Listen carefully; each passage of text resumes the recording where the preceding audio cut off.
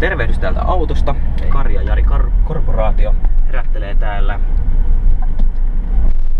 Kofain jakotilaisuuden siemeniä. Hyvin sanottu. Yritetään piristää ihmisiä vähän juhannuksen jälkeisestä horkista. Joo, kyllä. Porukka käyntiin. Nyt on katsastusasema edessä. Katsastusasema edessä, kohteena videon jakaja, eli Kofain keissin voittaja Sundelinin Tommi, joka näkyykin tuolla. Jari, kehtaatko ottaa hetkeksi tätä kameraa, että voi parkkeerata? Kyllä. Mä voin laittaa.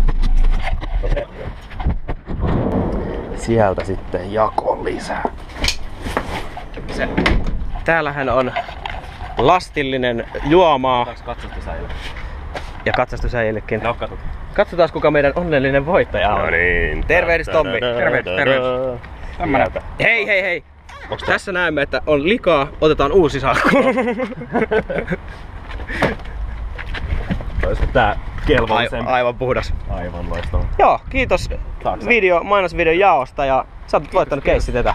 Kannattaa juoda kylmänä ja nauttia ja ehkä niinku tähän stydiin tavaraa verrattuna tää on vielä stydimpää. Vaihdetaan. Vaihdetaan. Se joka tapauksessa. Joo. Hei, nyt kun me ollaan kuvattu tää videolta koko setti, niin haittaako sua, että saaks tätä julkaista tätä materiaalia, mitä me ollaan tehty? Eli ei aikuisviihdeteollisuuteen ajateltiin. Joo, totta kai sitten ehdottomasti. Kyllä. Tämä itse asiassa nimenomaan sellaisen rajoituksen vaan sinne. Aivan. Hyvä. Peukku ylös. Hyvä, manageri ottaa yhteyttä. Onneksi olkoon. Seuraava video Ootolle, sieltä tulee sitten jotain muuta.